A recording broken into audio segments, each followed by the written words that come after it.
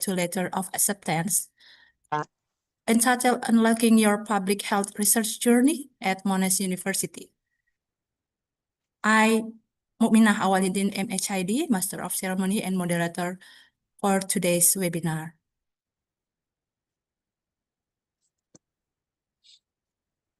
So we would like to invite our speaker, Professor James, and Associate Professor Henry Surendra. Are you there?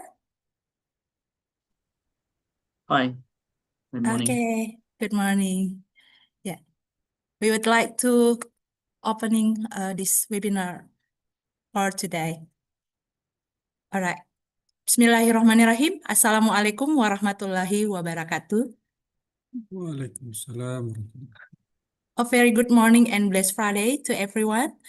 Distinguished speaker from Monash University, Indonesia, Professor Jane Jacobs, the Vice President, Monash University, Indonesia, Associate Professor Henry Surendra, the Public Health Program, Monash University, Indonesia, our respected head of the Center for Civil Apparatus Competency Development, Ministry of Health of the Republic Indonesia, represented by the head of Non-Classical Learning, Center for Learning and Development, Ibu Dinanti Abadini, SPSI MKM, and all colleges, health professionals, educators, researchers, and aspiring scholars joining us from across Indonesia. Warm greeting and welcome to today's Webinar LoA Series 11. I'm Minah Awaludin, MHID, Ina Awal. I'm a faculty trainer or Widya Iswara at the Makassar Health Training Center or Balai Besar Pelatihan Kesehatan Makassar under the Ministry of Health of the Republic of Indonesia. As someone who has personally experienced studying in Australia and who is passionate about developing future leaders in health, it is truly my pleasure and honor to serve as both Master of Ceremony and Moderator for today's webinar. Thank you all for taking the time to join us this morning.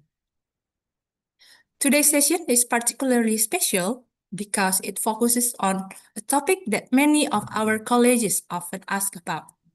How do I transform a research idea into a successful PhD journey and ultimately obtain a letter of acceptance?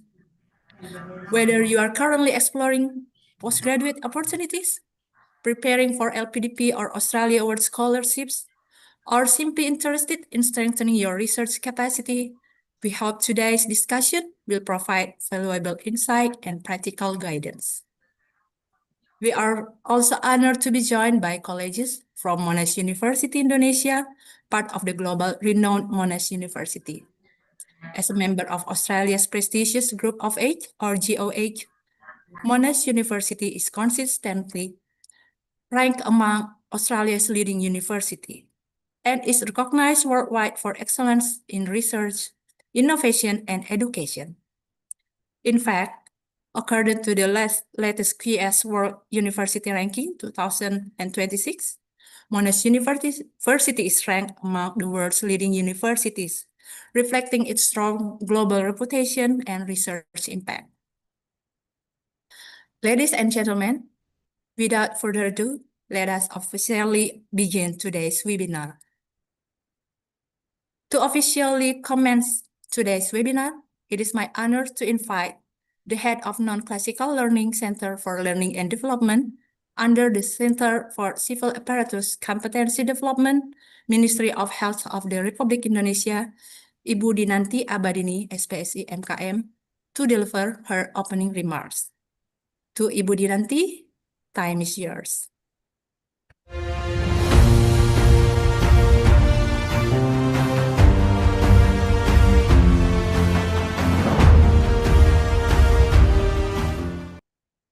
Thank you, Ibu Ina, for the warming welcome.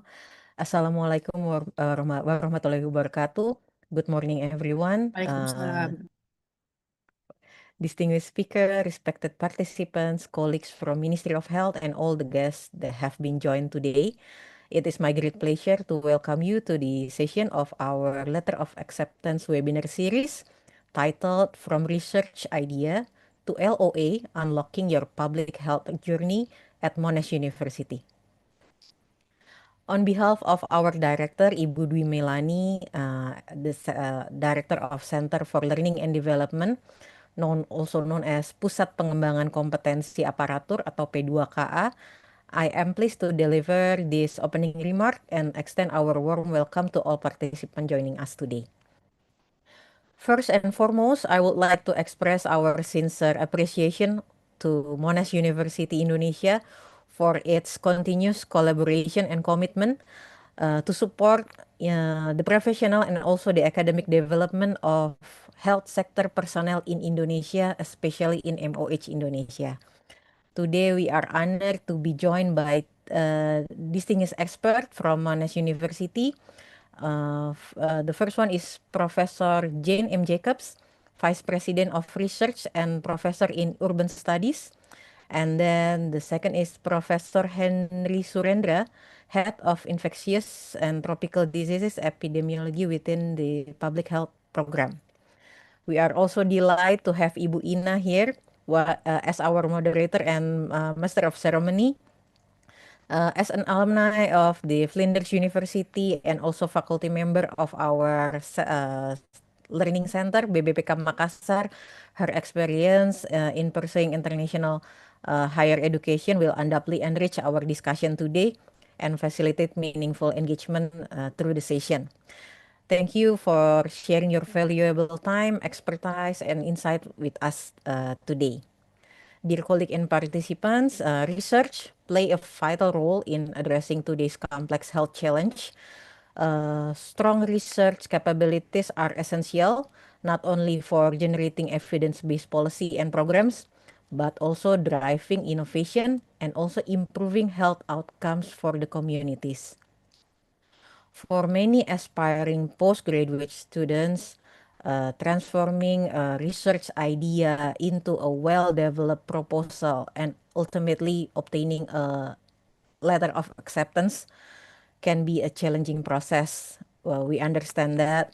And through this webinar, we hope participants will gain practical insight into developing research idea, identifying suitable supervisors, preparing in competitive application, and understanding the academic environment at Monash University.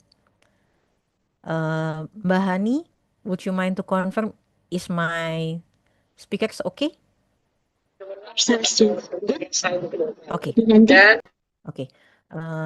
This session is particularly relevant to MOH, pegawai atau KASN Kemenkes, and also other health professional throughout Indonesia who are planning to pursue higher education and contribute to strengthening Indonesia health system through research and innovation.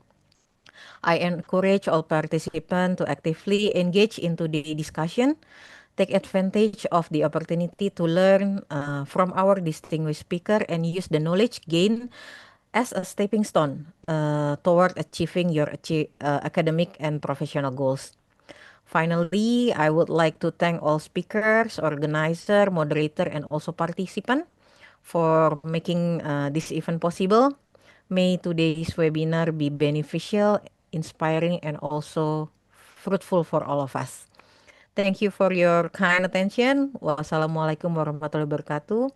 Have a productive and enjoyable webinar. Thank you.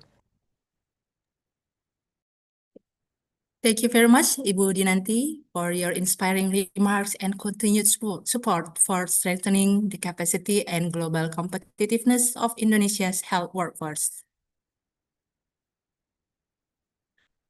Ladies and gentlemen, it is not every day that we have the opportunity to learn directly from the Vice President of Research of a global recognized university. Today, we are privileged to be joined by two distinguished scholars from Monash University, Indonesia. First, Professor Jane Jacobs, the Vice President who leads research, development, and doctoral programs at Monash University, Indonesia, and brings extensive international experience in higher education and research leadership. We are also joined by Associate Professor Bapak Henry Surendra, an international recognized epidemiologist who research spans infectious diseases, tuberculosis, malaria, emerging infectious diseases, and global health. Please allow me to read portfolio of our two distinguished guests for today. Professor Jane Jacobs is a Vice President of Research and Professor in Urban Studies at Monash University, Indonesia. She trained as a human geographer, PhD, University College London. She has published widely in her field. Her books include The Age of Empire, Postcolonialism, and the City, published by Routledge, 1996. Cities of Difference, 1998, published by University of Minnesota Press. Excuse me, would you mind to share screen?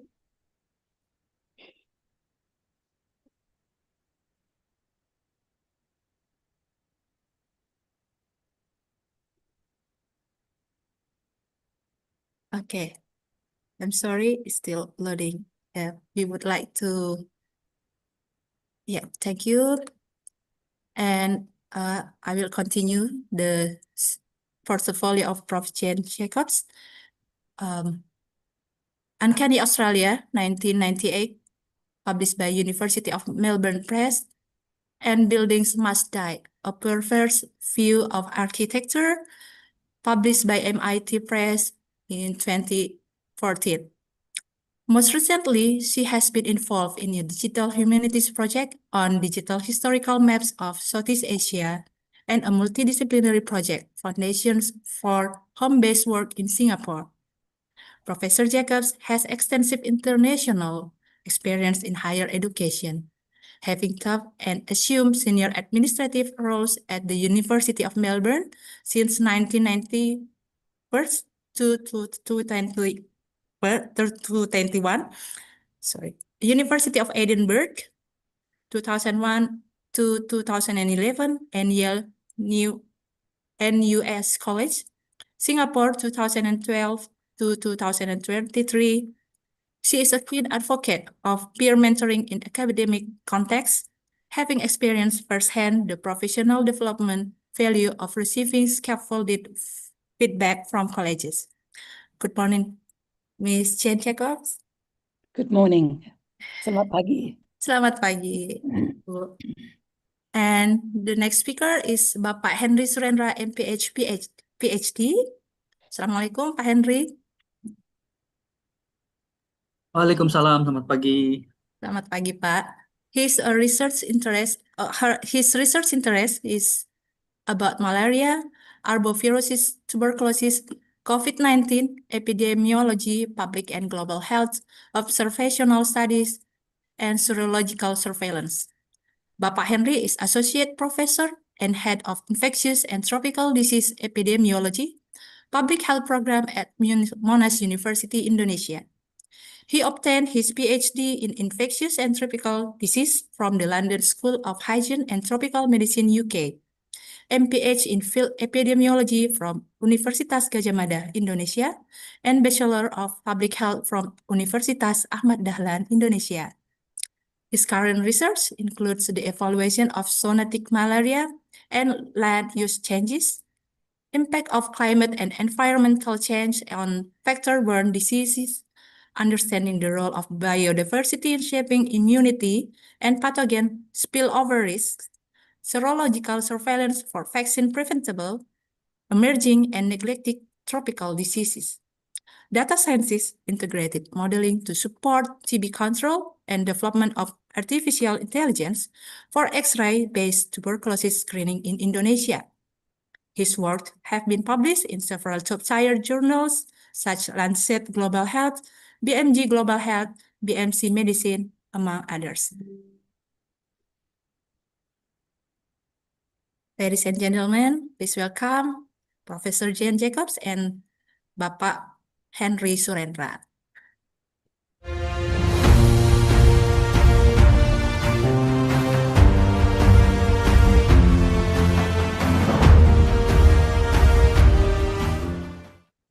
Thank you, Professor Jen and Dr. Henry, for joining us today and for your willingness to share your expertise with colleagues across the Ministry of Health.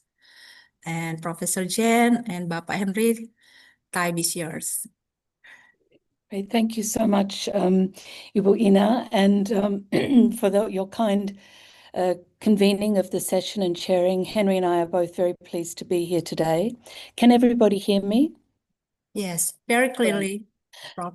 Excuse me, I'm just coughing. Also, thank you, Ibu Dinanti, for a very kind and warm framing of our session today. Just let me reiterate something that you said, which is we're very honoured to be here today to be addressing the ministry and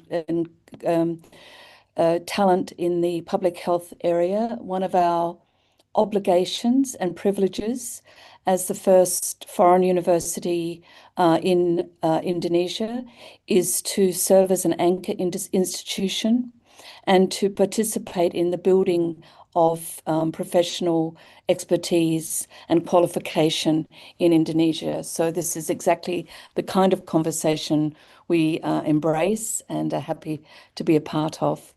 I have someone here from my team, Sari Octaviani, and she's going to share the slides. So Sari, I wonder if you could do that for me. Thank you so much, Sari. We can go to the next slide. Everything here is already clear, but we'll just go to the next slide. Thank you, Sari. I wanted to talk a little bit about why Monash Indonesia. Many people know why Monash, and I'll reiterate some facts about Monash, but I want to finish that little part of this presentation with why you might consider doing a PhD or even a master's for that matter, but a PhD graduate research training at Monash Indonesia. Next slide, sorry. We are, of course, 36th globally, so high ranked for an Australian university, and we're very proud of that. And actually, a big motor of that high ranking is, of course, international reputation. It's one of the weighted scores in these rankings, in the QS World Rankings. And one of the reasons we have that reputation is actually in the area of medicine, nursing, and health sciences. So the very content that is at the core of our conversation today is actually very valuable and important to the international standing of Monash University. Next slide. We are, of course, not just in Melbourne anymore. So the original campuses, of course, were Monash Clayton, started, in the post-war era, post-World War II era, supplemented by Caulfield campus, Parkville and Peninsula campuses. But for over 20 years now, we've had a campus in Monash University, Malaysia, in KL, but we also have campuses in China, India, and Italy. And of course, the newest of these global campuses in our global footprint is Monash University, Indonesia, which has been sort of opened in the middle of COVID, and we're about 5 years in now. So we're really settling down, and we've got a very solid basis for our operations now. Next slide. As I said in response to Ibu Dinanti, one of our key goals as a global campus network is to contribute to the places that are by us, where we are located. And we have a very extensive statement of this within our Impact 2030 for research, but also in our international statement. And as I say, it's a great honour and obligation for us to be contributing to Indonesia's success in various ways. Next slide.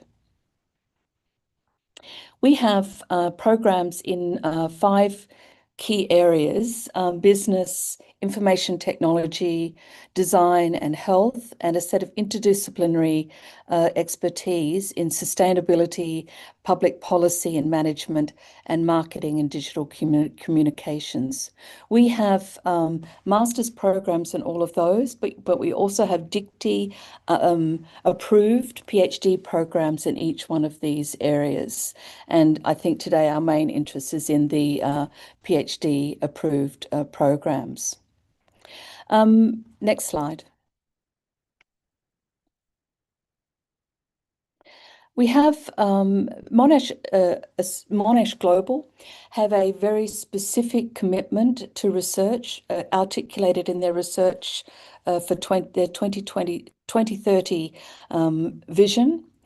And that includes committing to key challenges, geopolitical challenges, climate change challenges, and the challenge of ensuring we have thriving communities. We at Monash Indonesia interpret that into our own specific expertise, which is urban and regional transformations, digital societies, and inclusive communities. And that kind of frames the way we think about our research. Next slide. We have a number of hubs, and we're going to hear about two of them later that are specifically to do with public health. But there is actually, and this is three of a number, but the other one that we don't hear about today is the Action Lab, which has also got important intersections with health agendas. It's largely about digitization and social good. So we'll come back and hear about these labs. But these labs produce leadership groups, intellectually led groups of colleagues who are doing quite dedicated research to well-defined research agendas. Next slide. We have a lovely campus. It's small but lovely. We're in Bay City, which of course people can come and have, we're just opposite the breeze. Some of you may know about that. The specifications of our campus inside of our building are all set by Monash Australia. So the quality of our campus is high. The experience of being on our campus is, I would say, luxurious. One feels honoured by the campus and its quality and its infrastructural support. Next slide. I want us to, just before I finish that discussion about Monash Indonesia, is to just reiterate the importance of us as a campus in a global network. And this really maps onto graduate research training and PhD training, as well as the masters, but particularly the graduate research training. The PhD, when you enroll in a PhD at Monash University, Indonesia, you are enrolling in a PhD that is awarded by Monash University, and you are being admitted by the faculties that sit in Australia. So we are a campus of that university. We are not a university that awards its own degrees. We're not, if you like, a little brand that's sitting on something that's very fragile. We are absolutely inside of the big global network. And this is both a good thing, but it produces some challenges in terms of admission, because our eligibility requirements are set by Monash to Monash's standards. So there's something very interesting about the Monash University Indonesia campus PhD. It is a Monash PhD awarded by Monash, but undertaken in country in Indonesia. Now that doesn't suit everybody. Some people will be looking to have that international experience. Some organizations will be looking for their talents to have that international experience. But there is always a subset of great talent inside an organization who deserve the graduate research opportunity, but who may not be able to travel. And we are the perfect destination for that person. For the person who has work or family obligations that mean being 3.5 years in Australia is not for you. You can have a Monash quality PhD, including Monash co-supervision, Monash Australia co-supervision, but be located here in Indonesia. Just go back to the other slide, sorry, I'll just, before we get into the detail, back the other way, thanks. I'd like to just get you to do, I'll just tell you a little bit, sorry, I'll just tell you a little bit more about the PhD. Yes, next slide, thank you, sorry, my mistake. What is that PhD experience at Monash Indonesia? It's exactly the same as the Monash experience in Australia. It's 3.5 years full-time. Full-time for us is 4 days a week, full-time. You have 2 or more academic supervisors. Usually your primary supervisor is here at Monash Indonesia, but we can have supervisory teams that include people from other campuses as well, including Monash Australia. The admissions is set by the Monash University Australia admitting faculties, and I'll go through those admission eligibilities shortly. The awarding institution, as I said, is Monash Australia. Your location is here. There is a mobility option to Monash University Australia, but it's a self-funded option. It is not a supported option. And sometimes that happens because the sponsoring organisation will fund that mobility, but we can certainly arrange mobility for up to 6 months or shorter, but it has to be self-funded at this point or funded through your scholarship. You have access to hot desks for 3 days a week at any point in time. Lovely, we call it the research corner. You have some funding. We can give you some funding to go for a conference, etc. And the tuition fee, we just put it there. It's just for anyone who's interested. Next slide. This is your kind of experience over time. In that 3.5 years, you commence, of course, but you're heavily scaffolded in your experience. So there are important confirmation and milestone points where you are presented. You have to present in front of a panel of experts, internal and external, and defend your progress to date and get feedback on your progress to date.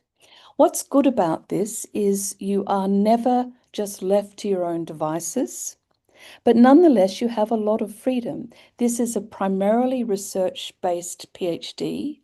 There are professional development and coursework options, and you would, with your supervisor, work out what coursework supplements you needed.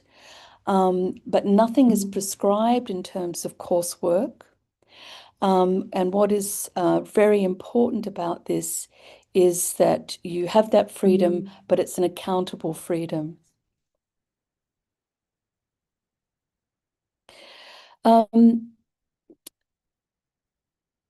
It also means with the final review that it's very unlikely that you fail at the last minute. Nothing goes forward to examination that's not worthy of being examined. So it's a very well scaffolded system. Next slide. We have currently, by the end of this year, I think we're going to have about 40 PhDs, and that's not bad. We opened our PhD program 2 years ago. We already have a large group of students. They're very well integrated into the wider global community. For example, last year we hosted in Monash, Indonesia, what's called Pitch 2025, which is Monash's flagship mobility experience for its PhDs. It's a competitive scheme, but we had 150 PhDs come to the campus from all of the global Monash campuses. We had about 25 people from local Indonesian state university campuses as well, who were in a major hackathon around challenges facing Indonesia. And every year there is that opportunity for Monash Indonesia students to participate in this global experience. For example, this year it will be in Melbourne, and PhDs from our campus will be applying and will be able to go and participate in Pitch 2026. We have 3-minute thesis and other events that really support and connect the community. Next slide.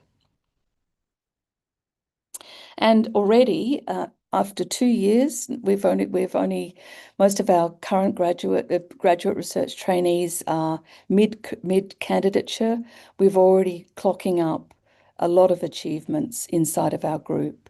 It's a vibrant, coherent, hardworking graduate experience, aspirational as well. Next slide.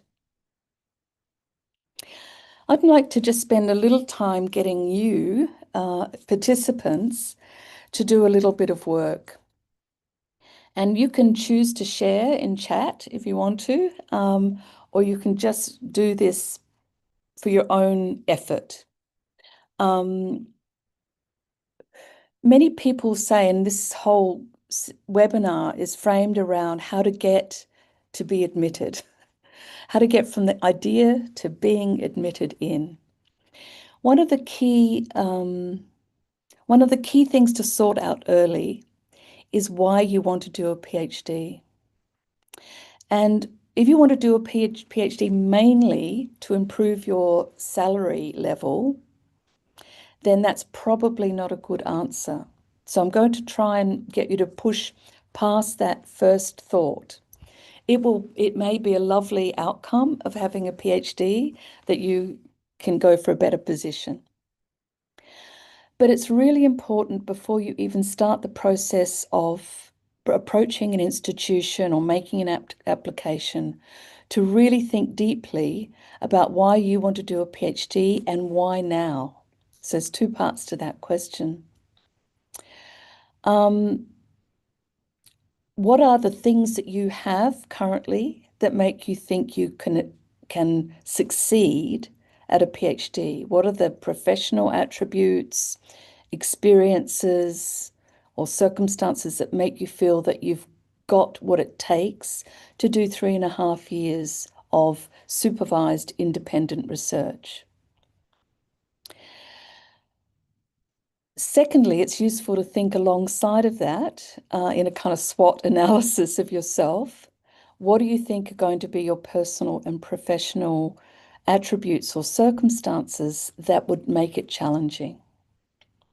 Now, that could be, you might have a perception of yourself being at having the wrong methods.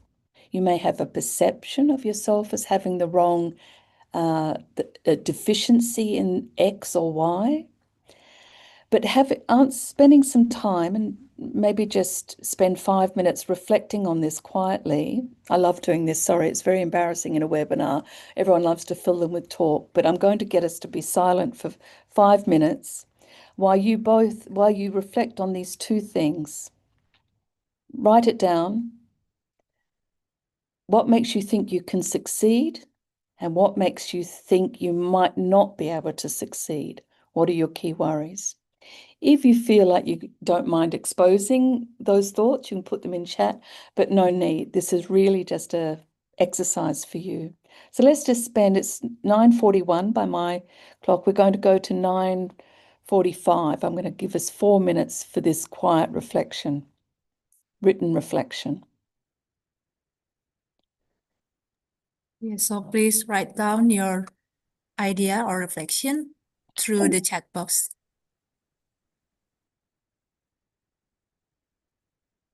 Or if you don't want to share in chat, you can just do it on a piece of paper for yourself. Okay.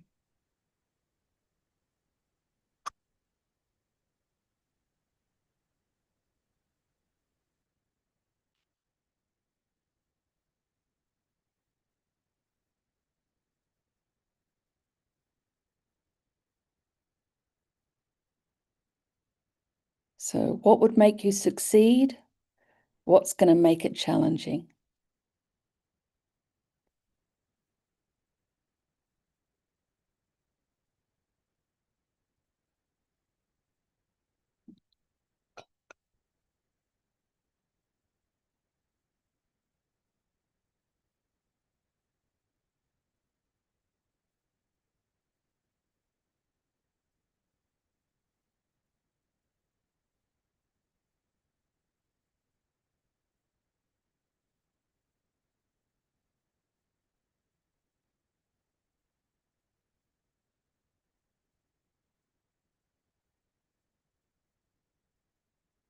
Our lives are so full of sound, it's quite hard to be quiet for 4 minutes, isn't it?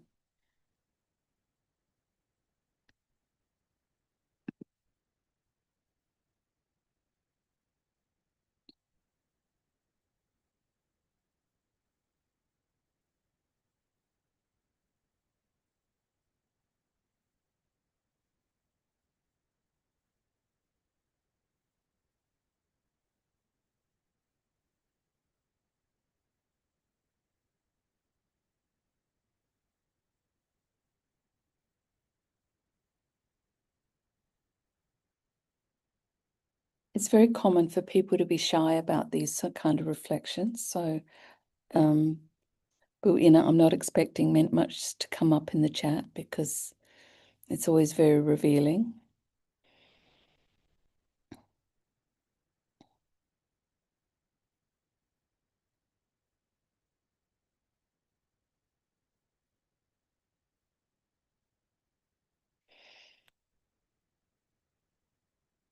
Okay, 1 more minute and I'm just going to wait. Henry, do you have quiet times in your classroom? Yes, Yes. I do. If you would like to combine in bahasa, Pak Henry, it is more friendly to us. Yeah. Oh That ya, would be great. Yeah. oke. Silakan, Henry. Thank you. Ya, untuk yang ini ya, untuk yang sekarang. I Yeah, Pak think, Henry. Yeah. ya, ya mungkin silakan bagi Bapak Ibu ya, terutama yang sudah memang berpikir ingin untuk apply PhD. Jadi sebenarnya kan 3 pertanyaan ini adalah guidance bagi Bapak Ibu yang ingin melamar PhD ketika akan menulis biasanya motivation letter atau bahkan email pertama kita kepada calon supervisor itu kadang-kadang juga sangat penting ya Bapak Ibu berdasarkan pengalaman kami sendiri. Maka yang penting adalah tadi benar mengatakan kenapa sih kita mau melakukan PhD, kenapa kita sebagai calon student itu ingin melakukan PhD. Bisa karena berbagai alasan tentunya, mungkin akademisi, mau jadi akademisi, ingin fokus di riset, atau mungkin bisa saja alasannya personal. Lalu kemudian tentu terus kenapa setelah mengatakan kenapa kita ingin, kita perlu menunjukkan kenapa kita layak begitu ya. Apa yang bisa kita, bukan hanya kenapa kita layak, tapi juga apa sih sebenarnya faktor kekuatan yang kita punya yang mungkin bagi calon supervisor kita itu adalah hal yang penting dan menarik atau hal yang dibutuhkan bagi riset grup mereka misalnya begitu Bapak Ibu. Bisa jadi kemampuan teknis, bisa jadi pengalaman Bapak Ibu di lapangan mengkoordinir banyak staff, mengoleksi data dan sebagainya. Nah, kalau yang terakhir ini biasanya agak tricky ya terkait dengan tantangan ini mungkin lebih ke refleksi pribadi dan tidak harus di-share di sini ya Bapak Ibu ya. Mungkin bisa di-share yang pertama, yang kedua begitu. Silahkan. Terima kasih. Terima kasih, Henry. I got the gist of what you're saying, yes. Thank you. We don't need to share it on chat. This is just me saying to you and Henry and I saying to you, before you start the process, really think deeply about why you want to do it. Because your motivation statement, you will be asked for a motivation statement at some point in the process. Whether you're at the beginning of just approaching a potential supervisor or in the formal stage of the application, People want to know why a PhD now for you. Why is this the thing that you need to do? Because it's a big commitment for everybody. So that's a lovely one that we've got from Yulianto, which is really thinking through the various kinds of motivations, making a link between things that have happened already in their professional life and where they want to head next. Next slide. Next slide. So motivation means what moves us. That's the technical definition of the word motivation. What moves us? So you're in a move when you start a PhD, if not to Australia, out of what you're doing now to a new experience of independent supervised research. And there's always intrinsic and extrinsic reasons that you want to do something. An intrinsic reason might be you just are curious. You have a scholarly nature that you just want to do it for the pure joy of it. Most of you are not going to be in that position. Most of you will have what we would call extrinsic motivational factors. You're going to be doing it for some external reward or because you've been asked to do it, yeah, or expected to do it. So really understanding that difference and how you can make peace between intrinsic and extrinsic is important. Achievement goal theory, of course, gives us another understanding of why we might do something. Performance goals, looking smart, getting more credentials is really an important motivation, but it's not going to win over a potential supervisor. A story about you wanting to credentialize can only be a small part of the story that you tell about why you want to do a PhD. Wanting to master something new because you have ambition or external expectations is a very good motivational story. I have these challenges at work. I have these ambitions in my professional career, and I want to acquire X, AI. I want to specialize in Y, some other modeling or whatever. So mastery of techniques or mastery of a field or a subfield is a very good motivational statement.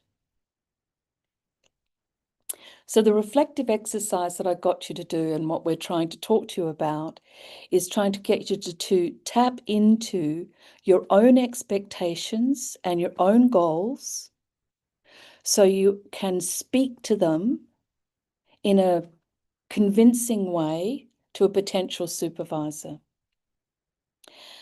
And why that is important is that in a high-ranked university like Monash, there are your potential supervisors have many opportunities. So you have to rise to the top, not just of the formal eligibility, but of their thinking about who they want to work with. A PhD is not a master's. A master's is, if you like, we teach you courses that you pay for. That's a master's, a taught master's. A PhD is another kind of training. A PhD at its core is a collaboration between you and your supervisor. So this is why I'm spending quite a lot of time getting you to think about motivation, because your supervisor, potential supervisor, has got choices, and they want to choose someone who they think they can collaborate with, who will supplement and make better their own research agendas. And that's the difference. So understanding that as you enter into and write your story about why you want to do a PhD is really important, because you're entering a long-term collaboration. Actually, it will be a lifelong collaboration with your PhD supervisor. So I'm going to come back to that question. So one part of that question of you and your potential supervisor is why you want to do it and having that really well thought through in your head. The second part is choosing who that might be, and we'll come back to that later in the webinar. Next slide. Oh yeah, here we are. So motivation stories that work are stories that match your experience with your future. And the PhD is sitting somewhere in the middle there. It's the experience, the training that's going to get you from where you've been to where you want to go. So understanding that is quite helpful in an application. The second part is actually finding the supervisor who might want to work with you.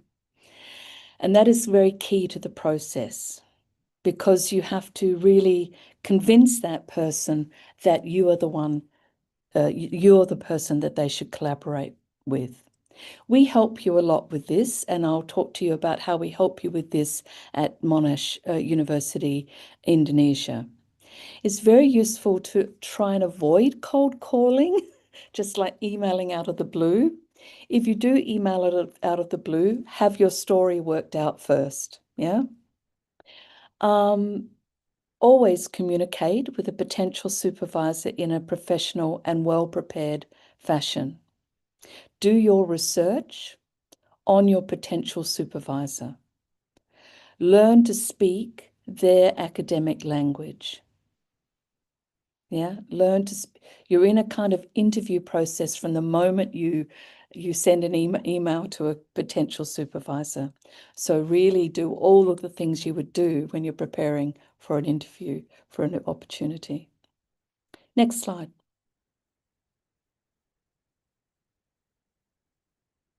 Okay, I'm going to go through some technicalities of the admissions process. And I know some of you would have heard the Associate Dean, Graduate Research, Priscilla and Cassandra talking a couple of weeks ago about the admissions process for Monash. Ours is exactly the same because it's the same admissions process. So I'm going to go through this quite quickly because it's more technical, but it's useful for you just to hear. And then I'm going to get on to the more meaty and interesting part, which is Henry and talking about his research. So let's just go through this quickly. Next slide, thank you. The PhD application process for Monash University, Indonesia, ultimately ends up at the Monash University PhD application portal, which is called My App. And we've got a link there and we'll share these slides and you can look at it. But we do try and do a little bit of scaffolding for applicants who are Indonesian-based who want to come to the Monash Indonesia campus, because we want to make sure that they go forward into the My App portal as well prepared as they can be. It doesn't cost anything to apply to do a PhD at Monash University through its My App. You can apply and get rejected as many times, and there's no cost to that, except for your pride and the fact and your time. However, it's useful to be going in as in a most prepared way as you can. The very first thing to do is to check your eligibility and the English language requirements. And both on the Monash Australia website and the Monash University Indonesia website, we make clear what those eligibility requirements are, academic and English language proficiency requirements are. The second thing is to know where you're heading, and the potential supervisor is where you're heading. And that potential supervisor will be inside a faculty, a Monash faculty, and they will be the one managing ultimately your admission. We help you here at Monash University Indonesia by helping you get everything sorted before you go into that portal. And we do that by asking you to send us all the things that you would need to submit in the portal and helping you check CV and list of publications, any transcripts with the grade point average, your English language proficiency certificate, your proposed supervisor names, your source of funding plan, and we have a preliminary inquiry form which lets you write out your planned topic and PhD motivation statement. We give you feedback on that, and if you don't yet know who you would want to work with as a supervisor, we match make you with a supervisor. Once we have reviewed all of that, you've met your potential supervisor, they're happy for you to proceed, you go into the formal MyApp application process. So your first port of call is the email, well, I'll show you in a minute, it comes up at the end, is to email us with these things. Next step. PhD eligibility for Monash Australia is, and for Monash Indonesia is, one of the following academic qualifications: a master's preliminary qualification, what in Australia or the British system is called an honours equivalent. It's like your 4th year of undergraduate, where you often do an extended project. A master's degree with a significant, at least 25% of the assessment with a research component, or a qualification deemed equivalent by the research committee. So that's quite high, and some of you just simply won't make that, even though your aspirations hope that you can. But that's the, I guess, what a high-ranking university can do. It can set those high bars. For some cases, you can have a bachelor's degree at a relevant Monash University in a discipline that's relevant, that might allow us to have a bit of movement on these things. You might have done some full-time studies somewhere else in a Monash University, but normally there will be a final year research component, because we want some demonstrated proof of your ability to do supervised independent research. So that's the academic side of things. That's the grades that you get. Next bit of the eligibility, next slide. The next bit, of course, is English language proficiency. And I'm afraid to say that Monash is getting more black and white on this, because it has so many applicants coming in. For those who are entering through faculties of art, for example, if you're doing public policy, medicine, nursing and health science, pharmacy and pharmaceutical or science, including information technology, you need an IELTS result of 6.5. And it has to be done it has to be only within the last 2 years. If you've done a master's within the last 2 years at an English-speaking institution, then that also can stand as proof of English language proficiency. Next slide.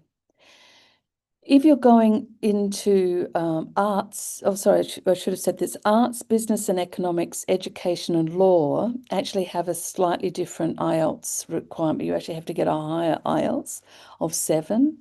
However, I think 6.5 is what I would have in my mind if I were in your situation. That's where I'd be aiming. In the old days, maybe even 5 years ago, you could say, oh, I've written a paper in English, I haven't done the test. Increasingly, Monash is requiring people to have the proof in terms of the IELTS test. So as you think about your preparation, just think about getting that piece of paper in place in the right time. We know it is a cost, and it's a personal cost, but it does just simplify your application. There will be no doubt. If you don't have the IELTS, or you haven't finished a a master's in an English language institution within the last 2 years, you will get automatically rejected out of the MyApp system. So it's got very black and white lately. Next slide. How to match yourself to a supervisor. I'm going to come back to that. We have a lot of online things that will help you with that. I've got the links there. The PhD, we have a list of PhD supervision topics and titles that you can go to, listed under Business Innovation, Cybersecurity, Data Science. Next slide. You can go into any one of those, and this is if you clicked on public health, you'd get presented with this team of people. The key academics, Dragan is based in Australia, but Gabriella, Henry, Claudia, and Grace are all based here.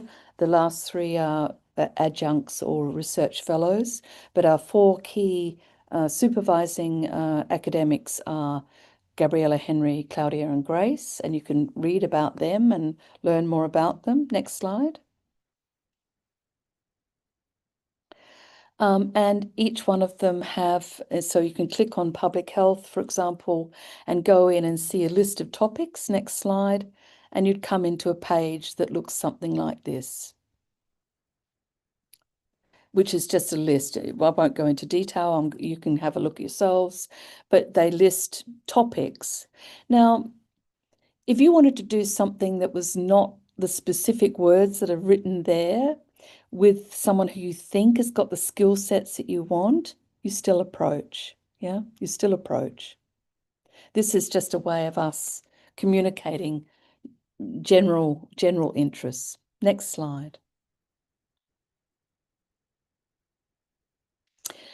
Of course, the funding is part of it. There are 5 key ways that people come to us.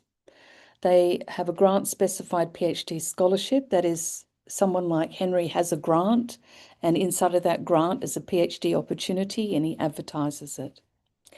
Option 2 is that there's external PhD scholarship, LPDP being the obvious one.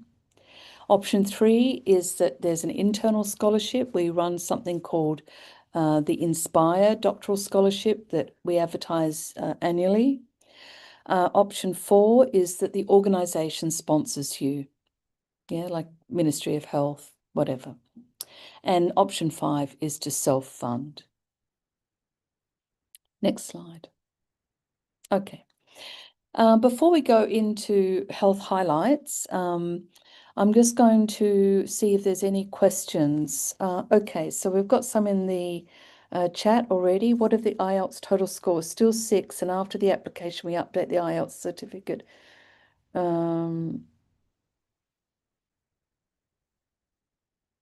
Yeah, if you update the certificate, then it's fine, as long as you reach that 6.5. Yeah, you have to have that 6.5 total score. Fajar's question, Henry, I don't know whether you can help Fajar. Hi, Jane. No, I'm not sure. Probably Sari knows better Yeah. about this. But I think I know that now, if you get overall, let's say like 6, and then you have bahasa Indonesia saja ya. Mungkin ada salah satu komponen, misalnya writing biasanya yang kurang begitu, itu kan bisa ambil retake khusus untuk writing. Jadi salah satu PhD student pertama saya itu sempat mengalami seperti itu, lalu dia ambil retake hanya khusus untuk yang satu part, lalu itu bisa diupdate nilainya, dan itu cukup cepat kayaknya, hitungan hari kalau saya tidak keliru. Mungkin itu bisa. Silakan Sari mungkin bisa. Iya, Pak Henry. Saya akan membantu menjawab untuk pertanyaan Pak Fajar ya. Jadi secara umum untuk admission ke Monash itu menggunakan ijazah dan transkrip S2 untuk lulusan-lulusan Indonesia pada umumnya. Kita hanya mengconsider untuk ijazah dan transkrip S1 jika Bapak atau Ibu mendapatkan degree S1 itu biasanya misal di UK atau di Australia dengan honors. Jadi dengan di mana tahun terakhirnya itu tahun keempatnya itu ada significant research komponen. Tapi kalau Bapak Ibu melakukan D3 atau S1 itu di Indonesia, itu sebenarnya tidak perlu dilampirkan. Yang kita perlukan hanya S2 dengan minimum GPA 3,5, seperti itu. Dan untuk pertanyaan Ibu Nelly, saya akan menambahkan, jadi kami hanya bisa menerima satu kali, maksudnya itu kalau Ibu mendaftar, itu sudah harus minimum 6,5, dengan minimum komponennya itu 6. Jadi kalau Ibu misalnya awalnya mensubmit overall 6, itu tidak bisa kita terima, Bu. Jadi akan automatically rejected by the system kayak gitu. Jadi pastikan bahwa nilai IELTS-nya itu betul-betul sudah memenuhi yang tadi ada di tabel. Kalau belum, silahkan dicoba lagi, retake the test. Kalau sudah mencapai minimum score, baru nanti masukkan aplikasinya di My App. Seperti itu. Terima kasih. Thanks, Sari. Thank you so much. Any other questions before we move on to what I'd call the less technical motivational part of this and into the part that might really excite this audience, which is what's going on in public health at Monash, Indonesia? Yeah, so if you have questions, you may raise hand or you can write down through the chat box. Can. And I can respond in the chat box or Sari can, yeah. Let's move on then to the next slide, which is I want to highlight two of our senior public health academics. Very unfortunately, Prof. Grace Wange can't be here today. She's a pharmacoepidemiology scholar with a degree from Utrecht University, community medicine and nutrition, public health policy, adolescent mental health, and she leads our Participate lab, and we've already been introduced to Henry, so I won't go through that. What's useful about giving you exposure to two key senior public health academics is you get to see just how research active our academics are at Monash University, Indonesia.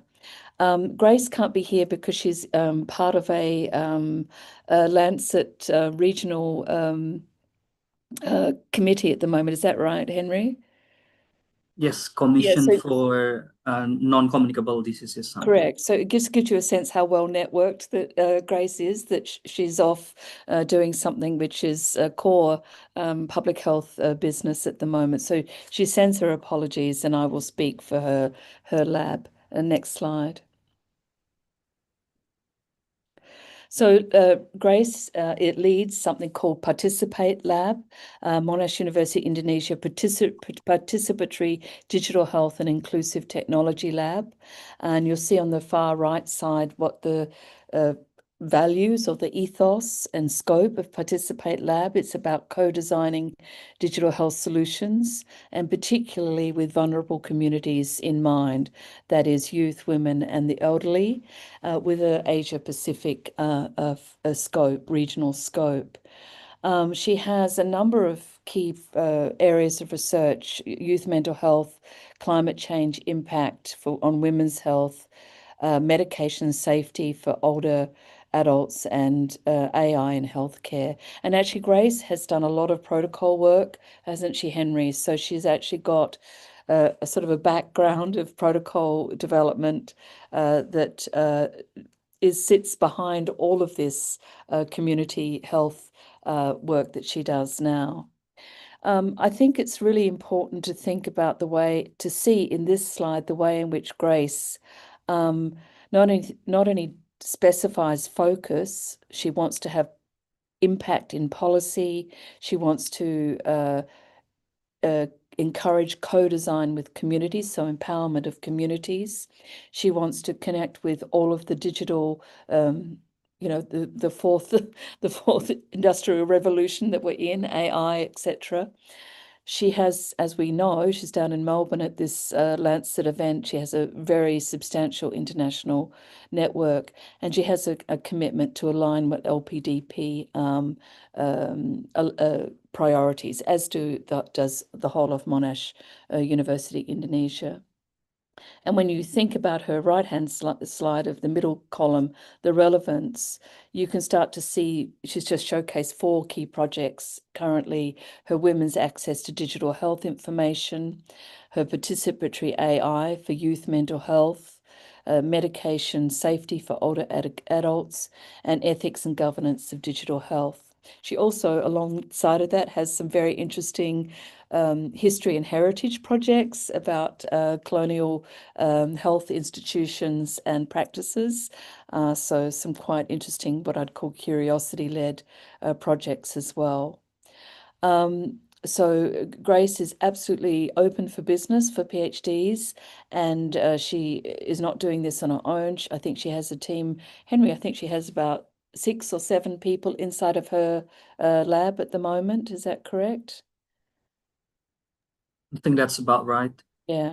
So there's a big sort of team of people that a PhD would become part of. So I'll leave it there, but just to say Grace sends her apologies and I think there's one more slide actually, isn't there? Yes. So Grace has got these key topics specified at the moment: clinical guidelines, adaptations, implementation and governance, strengthening digital health governance in resource-constrained settings, and real-world evidence in drug safety, particularly for elderly at the moment, but other vulnerable groups. And as I said, she's got this lovely thread of heritage history work that she's doing on public health institutions in Indonesia. The other thing I'd say just before I transition to Henry is that I've really specified public health today, but we have 2 other teams, well, 3, but 2 other teams that I think might be of interest to this audience. Clearly, Grace and Henry also do work that intersects with the digital technology, but we have strong information technology data science on campus and strong cybersecurity on campus. And in the field of in the medical field and the public health field in particular, we know that cybersecurity and information technology data science are 2 key areas. Now, so when you're looking on our website for who you might work with, also look inside of what I'd call related fields, like the data science group and the cybersecurity group and the public policy group, or even the marketing and communications group, because we know that communications is a big obligation and imperative inside of public health. I'm going to stop there and pass over to Henry now. Thank you. Thank you very much, Jane. Can I share my own slides, please? Thank you.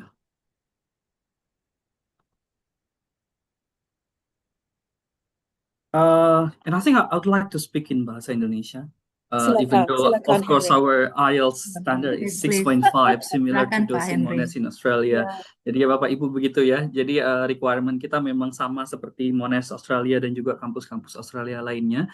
Jadi nanti semua academic language will be in English, report, presentation, and so on. But remember, you do have Indonesian academic as well yang bisa bahasa Indonesia ketika bimbingan misalnya. Baik. Jadi in addition to bahasa Inggris lagi, maaf. Baik, terima kasih banyak Bapak Ibu. Jadi selain juga saya yang utama terafiliasi dengan Monash Indonesia sebagai associate professor dan juga kepala dari riset group tentang penyakit infeksi menular tropis dan juga epidemiologinya, saya juga terafiliasi dengan sebagai research fellow di Oxford University Clinical Research Unit Indonesia dan juga honorary fellow di Menzies School of Health Research in Australia. So that's why in a few of my slides you will see how my PhD students, my work is connected with different institutions in the UK, in Australia, and in Singapore as well. Ya, outline dari presentasi saya kurang lebih ada 3, siapa kami, lalu riset vision kami seperti apa, lalu contoh-contoh dari pekerjaan yang sudah kami kerjakan dan sedang akan kami kerjakan.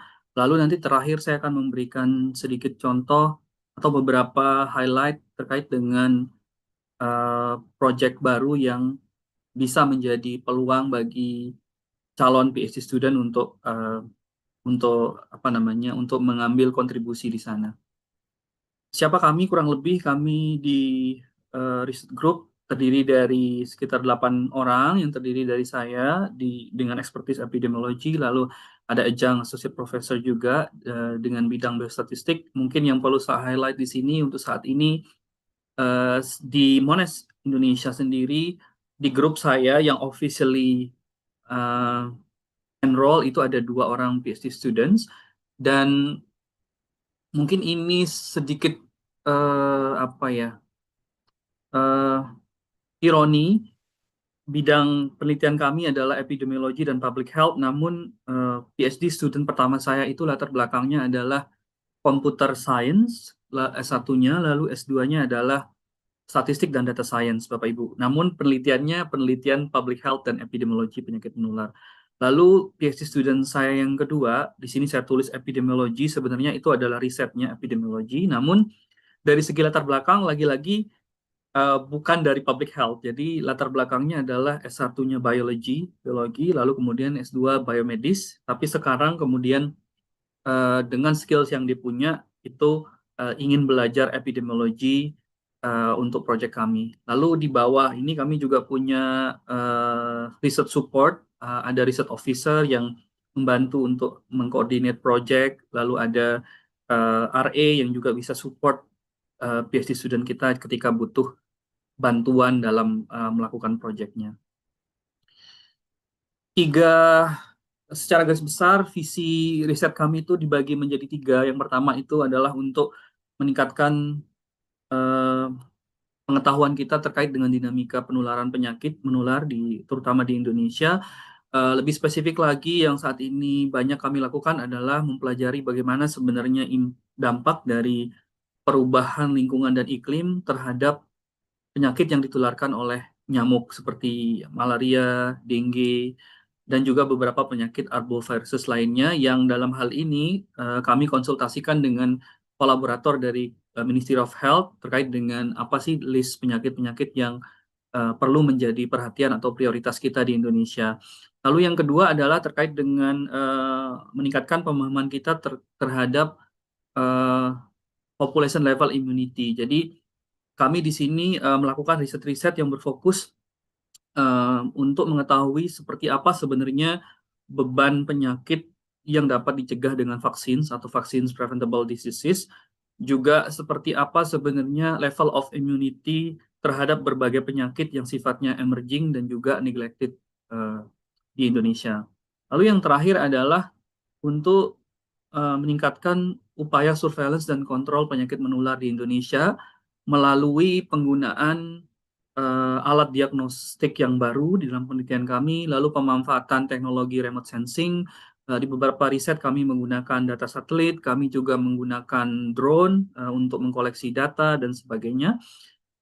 Dan yang terakhir adalah juga untuk menggunakan berbagai advanced analytical methods. Jadi saya katakan advanced analytical methods ini bisa berupa advanced statistik, bisa Bayesian statistik, bisa juga pemodelan dengan secara matematis ya Bapak Ibu semuanya.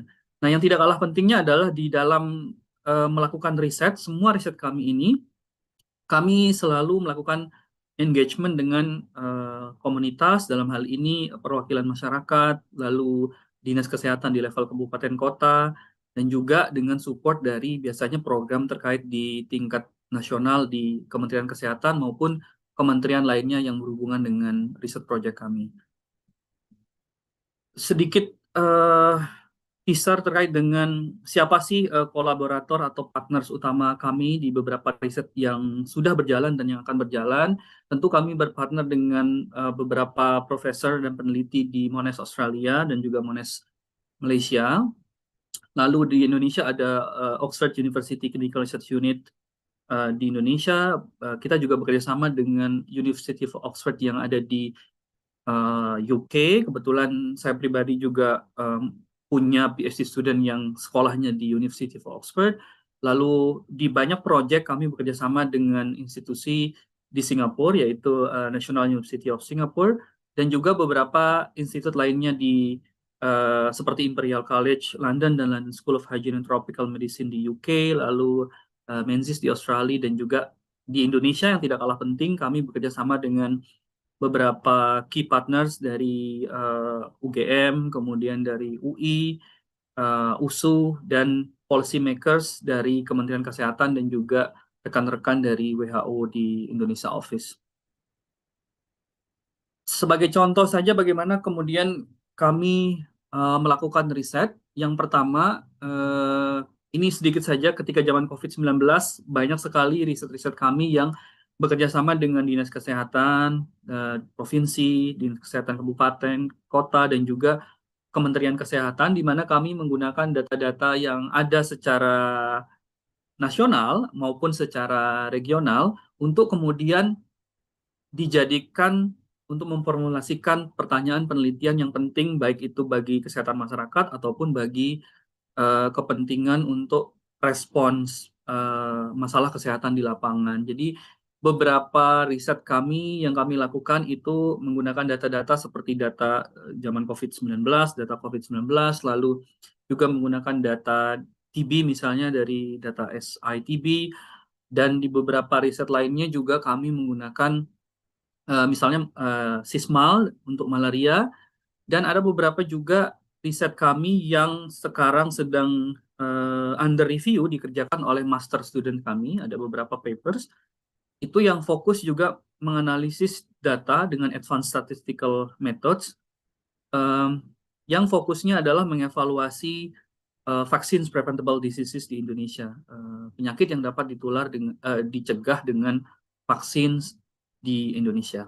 Ini hanya sedikit contoh ya Bapak Ibu. Jadi bagaimana Bapak Ibu di Kemenkes sebenarnya baik itu di nasional level maupun di provinsi atau kabupaten kota sebenarnya sangat mungkin melakukan kajian-kajian yang bisa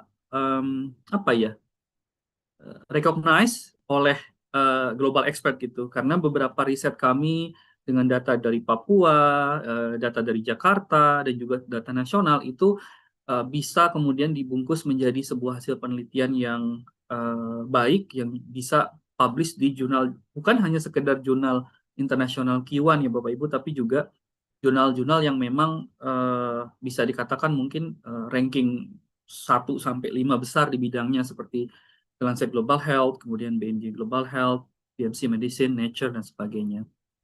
Lalu sebagian besar dari riset kami yang sekarang berjalan itu terkait dengan investigasi dampak dari perubahan lingkungan dan iklim terhadap penyakit tular vektor. Salah satu riset kami yang sedang berjalan saat ini adalah di Kalimantan Timur, di area sekitar pembangunan IKN dan kabupaten kota di sebelah perbatasannya, dalam hal ini Penajam Pasir Utara. Di sini kami punya satu orang PhD students yang menulis sebagai first author di sini ya Bapak Ibu ya, Alfa Pradana tadi. Berikutnya adalah contoh yang lain lagi.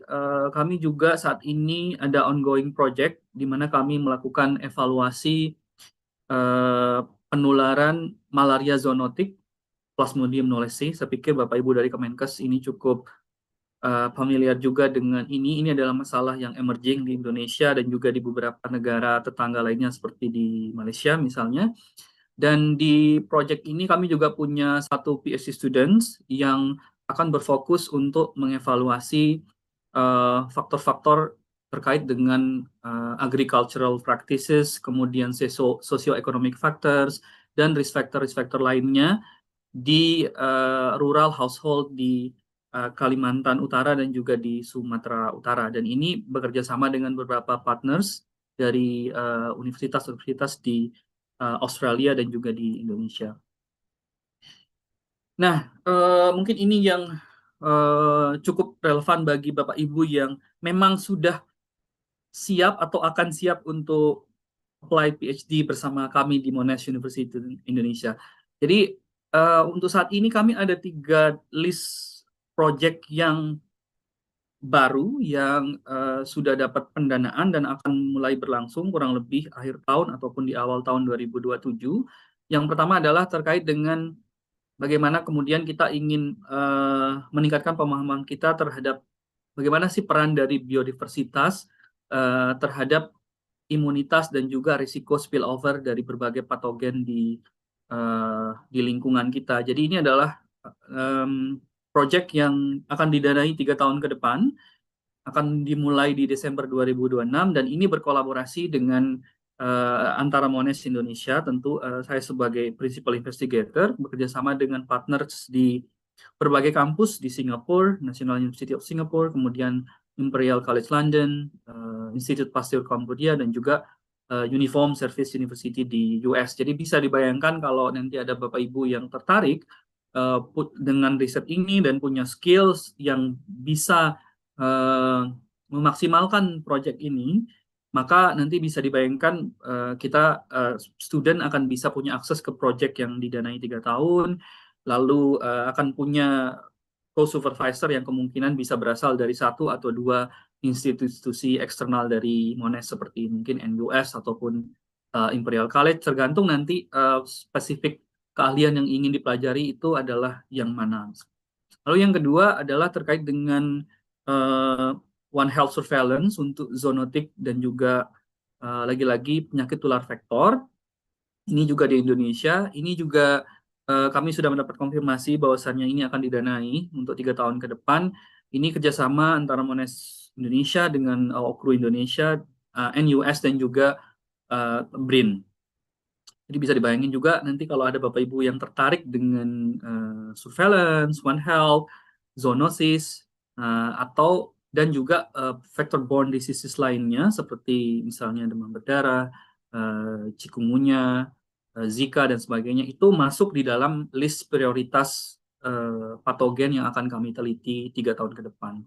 Lalu yang terakhir ini yang mungkin really low hanging fruit, yang ketiga ini, dan kami sudah berhasil melakukan ini beberapa tahun terakhir dengan data TB, data sismal, data vaccines, dan yang baru saat ini sedang kami eksplorasi adalah pemanfaatan data BPJS klaim data nasional untuk menginvestigasi tren penyakit dalam 5 tahun terakhir, misalnya bisa penyakit TB, bisa HIV, tergantung dari nanti minat dari Bapak Ibu. Jadi yang nomor 3 ini cukup fleksibel dalam artian karena sekarang data-data ini bisa diakses, dan jika Bapak Ibu dari Kemenkes yang menjadi PhD student, saya kira akses datanya juga akan lebih mudah, lalu kemudian dampak dan translasi dari hasil risetnya mungkin akan lebih cepat karena Bapak Ibu juga merupakan bagian dari policy makers.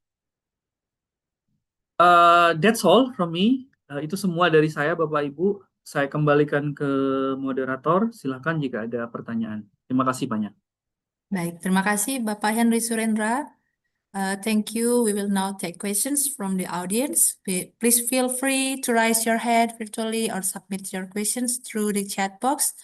Atau Bapak Ibu silakan jika ada pertanyaan boleh langsung raise hand ataukah dengan chat ya, diketik di chat box. Ya, silakan Bapak Ibu.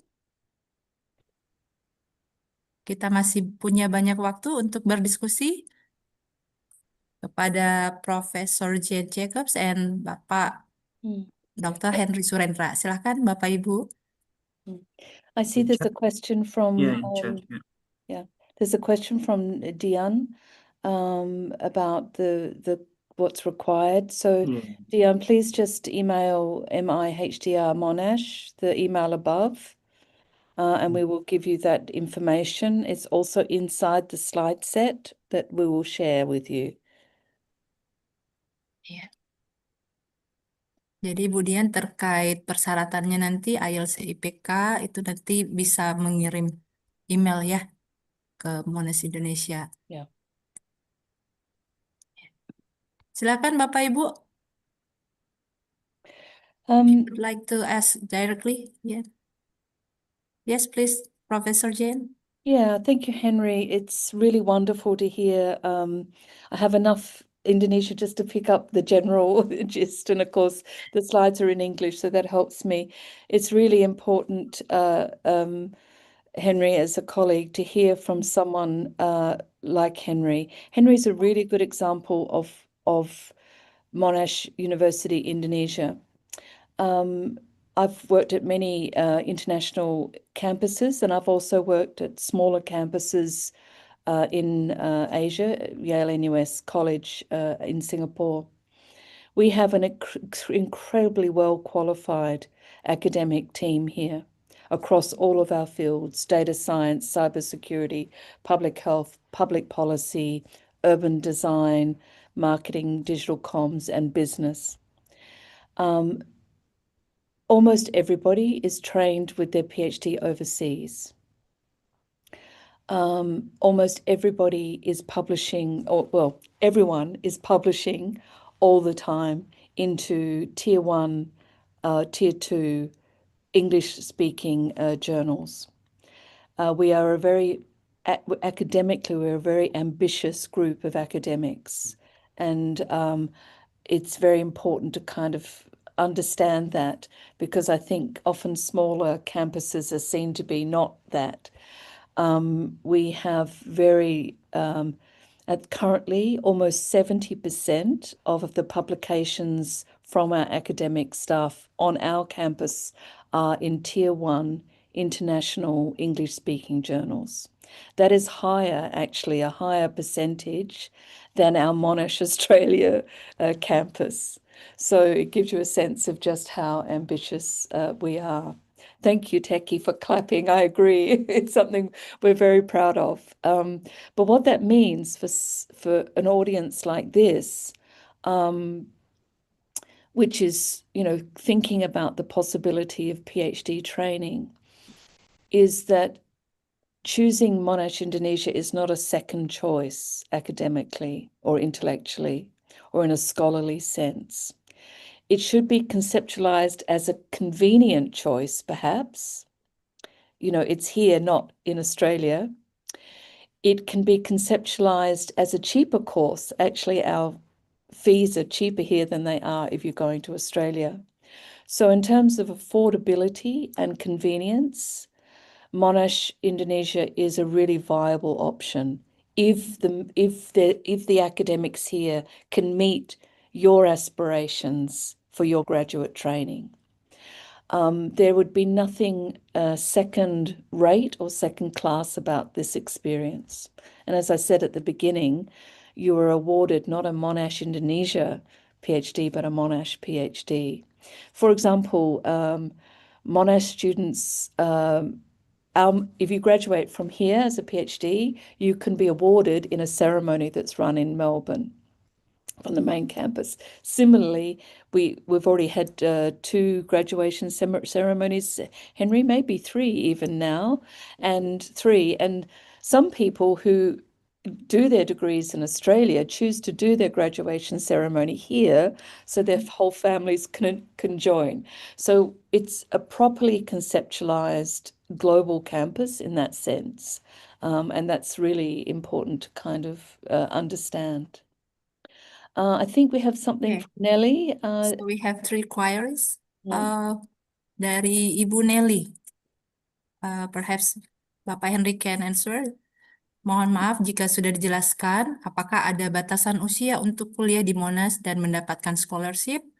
Jika akan menggunakan beasiswa, apakah sebaiknya mendapatkan LoA dulu? Apakah beasiswa ataukah beasiswa ya lebih dahulu?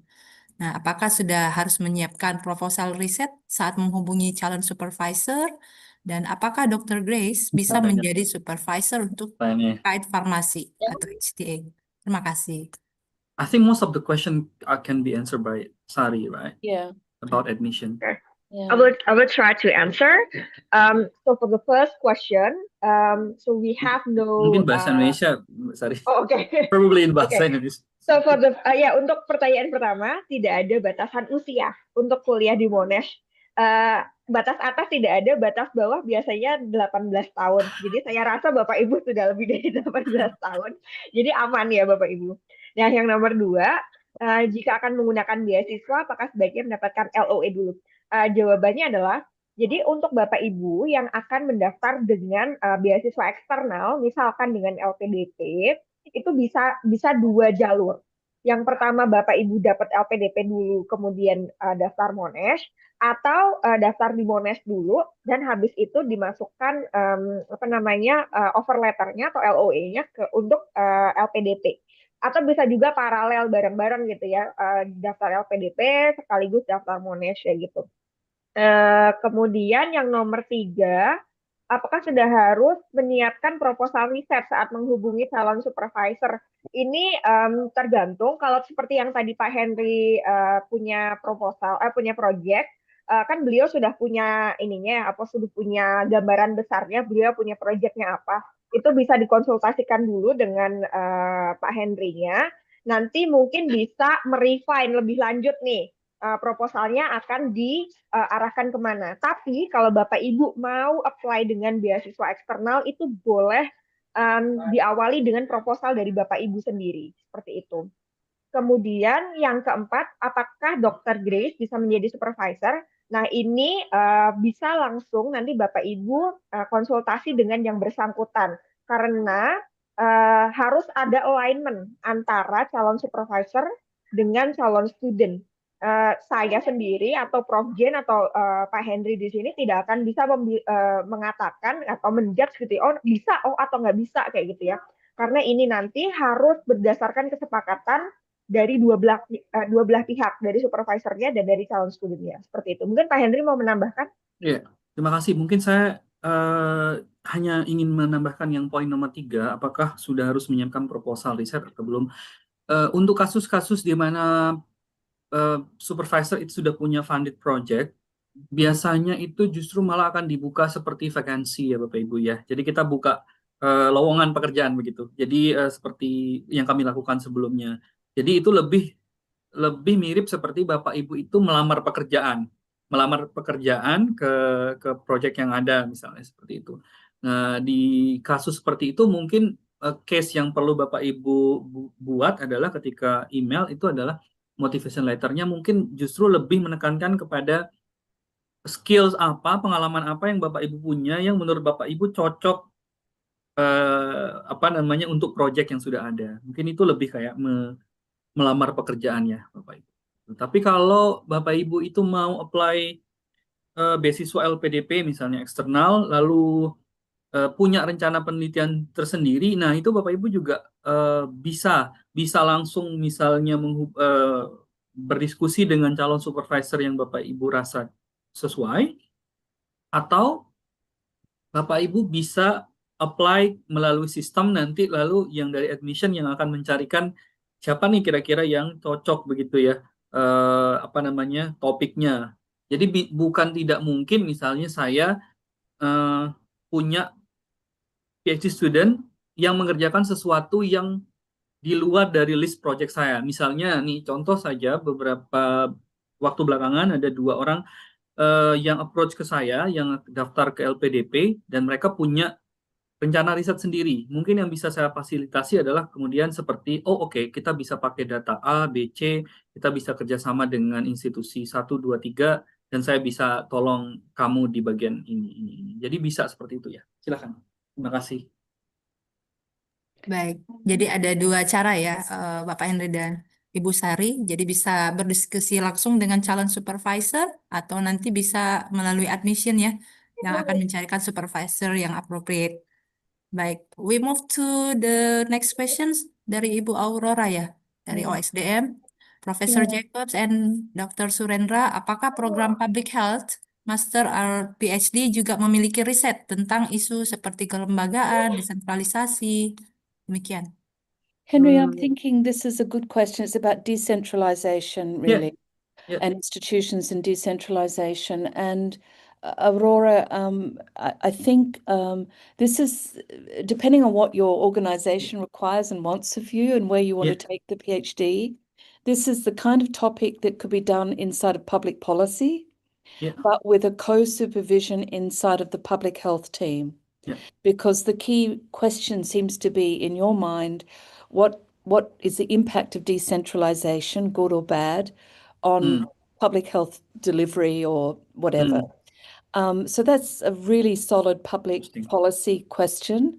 And so you can apply to public policy. The good thing about, maybe this is something that people don't know and is useful to be articulate, Henry, in the Indonesian context. PhD is in Indonesia, I understand. You tend to have to do the PhD in the same field that you did your undergraduate training and your master's training. The thing about the Australian system, the Monash system, or the British system, or the European system, is that linearity does not apply. You can do your undergraduate in engineering and do a public policy master's or a public policy PhD, so long as we have confidence that you've got the experience, professional experience that would have set you up to succeed in that opportunity. So, for example, Aurora, you might come from a public health background or even a medical background, but you might now be in a position where your job asks you to think deeply about decentralization and health delivery. You can come and apply to do it inside of public health, which is inside the Faculty of Arts, political science, for example. But you might have Henry or Grace as a co-supervisor in that team. And that's something that's very different. Now, of course, you as applicants have to weigh up the risk of that, because it's a great thing, but it also sometimes, if you want to go into a university job, it's not a good thing, right? Because the universities here want that linearity, perhaps. Henry, maybe you can add to that answer and maybe do a bahasa, yeah? Yeah, no, I think I also explained before the fact that, for example, my first PhD students, none of them are coming from epidemiology or public health background. Jadi data science, computer science, but they're doing public health, or biology and biomedicine and now doing public health. Dan ini juga ya, Bapak, sebenarnya kami itu, saya, Grace, itu juga punya riset sebelumnya. We do have research on health system, pandemic preparedness, and so on. So we do, even in our Master of Public Health programs, we do have students coming from Bappenas, for example, that the student that I supervise, they're doing things, they're using health system framework, misalnya ngomong tentang financing, governance. Saya juga punya mixed methods background dan sebagainya. Jadi tergantung Bapak Ibu arahnya mau kemana begitu. Jadi mungkin ini sesuatu yang perlu didiskusikan lebih detail ya, terkait dengan maksudnya desentralisasi ini apa gitu. Is it related to health system capacity, inequity, and so on? We do that kind of research. Gabby also will be happy to. Yeah. Itu ya. Thank you. Saya kira someone is raising a hand. Sudah clear ya Pak Fajar. We have Bu Tuti Tahir from Poltekkes Tasik. You can ask questions directly, Bu Tuti. Silakan Bu.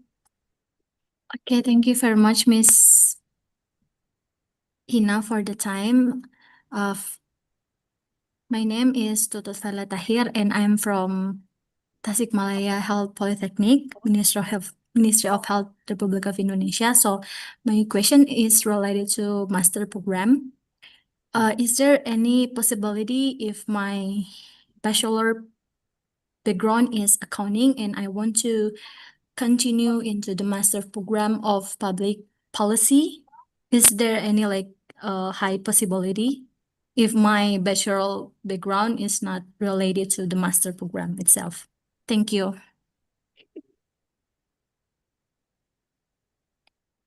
One can answer that. I don't know about public policy. I know about public health, but I cannot answer about public policy.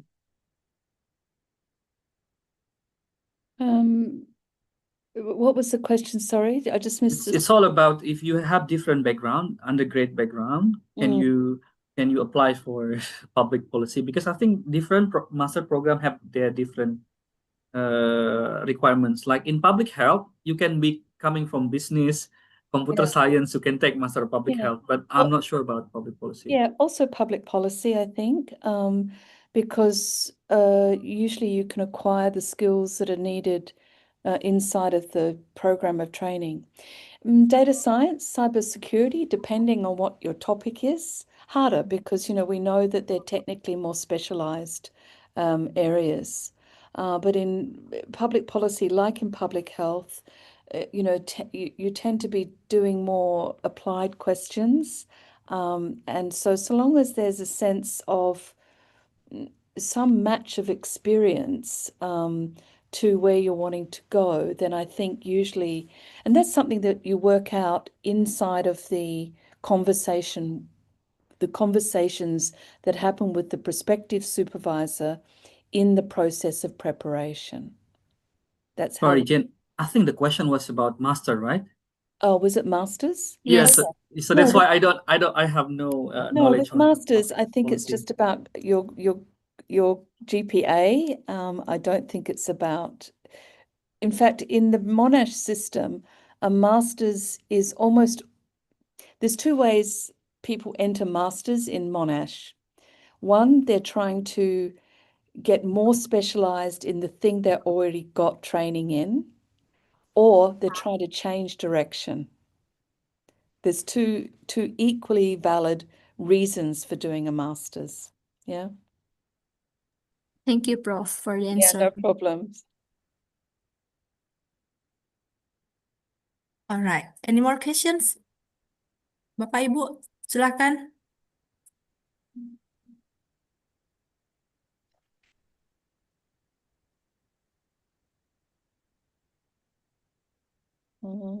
I just put a link to entry requirement for master public policy, so you could click and have a look on it. Thank you. Thank you, sir. Yeah, one more question from Ibu Vira Lutfia Anissa, BPA FK Jakarta. I could succeed because actually I'm a learner. Oh, sorry. No. I mean, I have a kind of hobby to study. I think this is like a motivation for Oh, yeah. us, yeah, to be. Yeah. Well, I mean, the thing is, let me talk to you about a full-time PhD. A full-time PhD is 4 days a week. It's very hard. We don't encourage people to be working full-time and doing a PhD.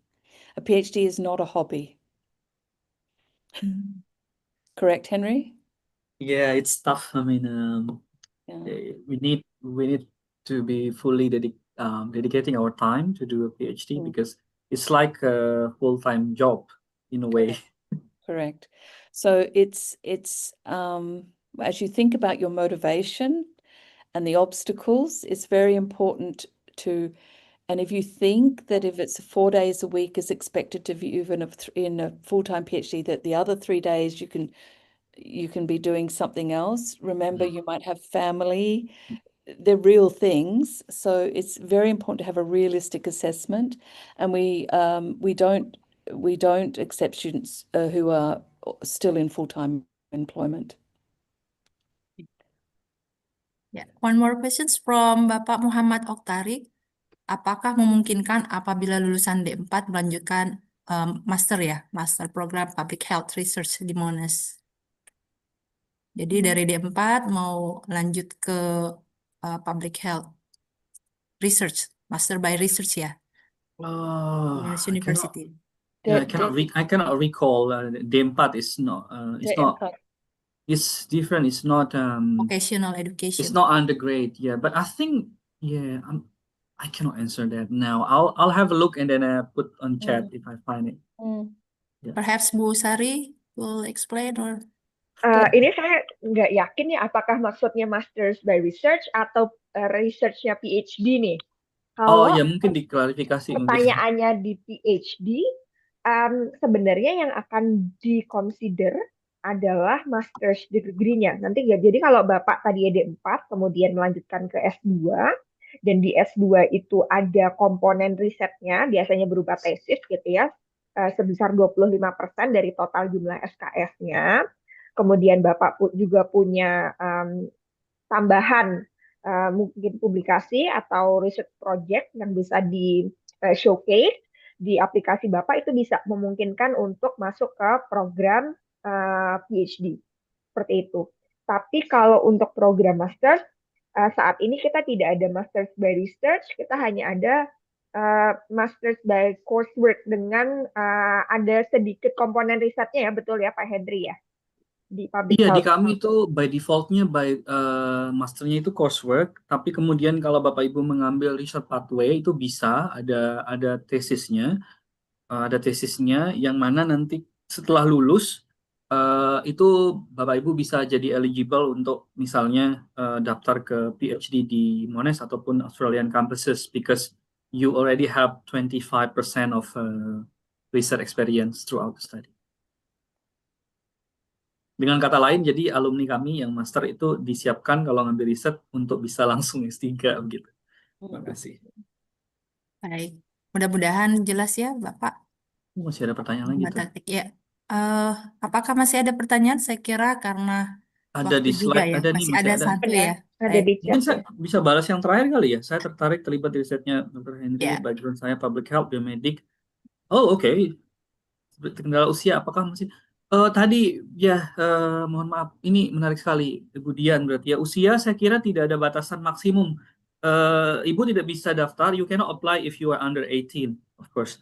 But I suppose you are more than 18. Jadi kita bisa mungkin diskusi lebih lanjut Bu Dian, bisa. Tadi saya sudah taruh email saya di sini. Terima kasih.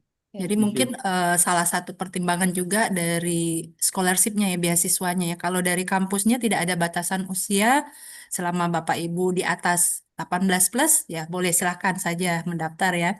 Tetapi mungkin pertimbangan kita juga adalah bagaimana bisa mendapatkan beasiswa yang appropriate sesuai dengan batasan usia yang ditentukan.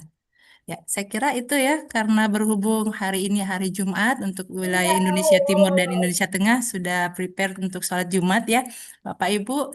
So, before we conclude today's webinar, may I invite each speaker to share one final piece of advice for colleges who aspire to pursue a PhD and obtain a letter of acceptance from Monash University. Please, Pak Henry dan Profesor Oh, Jin, yes. That's Would you that's like to hard. give I mean, advice? I'll just quote from Coldplay. If you never Oh, try, you never know. yeah. We'll try. I'm too old to be quoting from Coldplay, but but I will encourage you to first of all reflect on why you want to do a PhD and whether it's the right thing for you to do in your aspirations, and secondly to reach out and let us help. Let us help match you with the right supervisor. Let us help you understand whether you're technically eligible. And so then you're not wasting time. Yeah. And my final thought is to just remind everybody that we're part of Monash Global, that you can get a Monash degree in Indonesia, which is an amazing thing.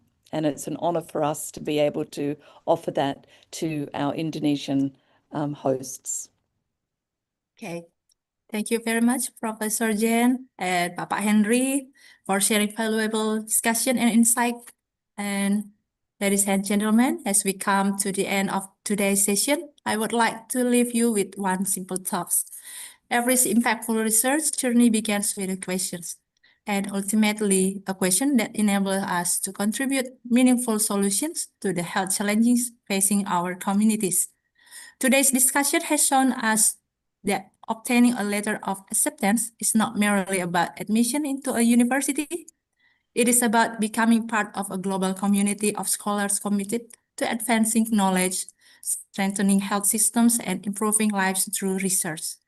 On behalf of the Ministry of Health of the Republic of Indonesia and the organizing committee, I would like to express our sincere appreciations to Ibu Dinanti Abadini SPSI MKM, Ibu Profesor Jen Jacobs, and Associate Professor Bapak Henry Surendra for sharing your expertise, your experience, and inspiration with us today.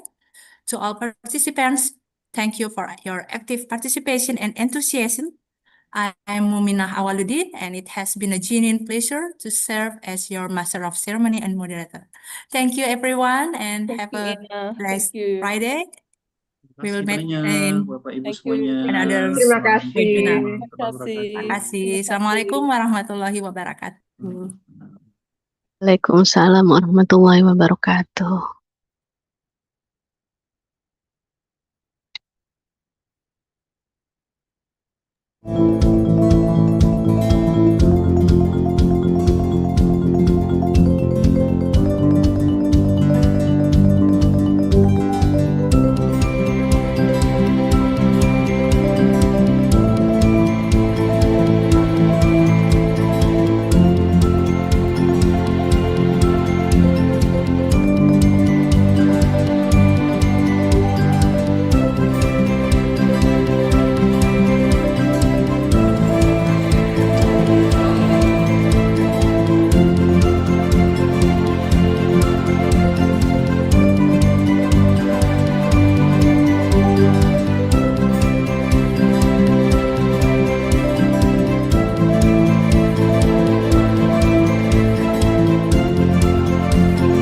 Bapak Ibu silakan untuk link LMS sudah ada di platformnya.